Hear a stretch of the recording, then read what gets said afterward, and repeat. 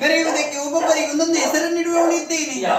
ಗೌರವ ವರ್ಣದಿಂದ ಶೋಭಿಸುವ ನೀನೇ ಬ್ರಹ್ಮ, ನೀಲವರ್ಣದಿಂದ ಕಂಗೊಳಿಸುವ ನೀನೇ ನಾರಾಯಣ, ತ್ರಿನೇತ್ರ ಸದೃಶನಾಗಿ ಗೋಚರಿಸುವ ನೀನೇ ಈಶ.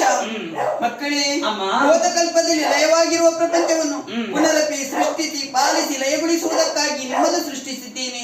ಸೃಷ್ಟಿ ಸ್ಥಿತಿ ಲಯದ ಕಾರ್ಯವನ್ನು ಮಾಡುತ್ತಾ ಬಂದಲ್ಲಿ ನಿಮಗೆಲ್ಲರಿಗೂ ಶುಭದಾಯಕಳಾಗಿರುತ್ತೇನೆ.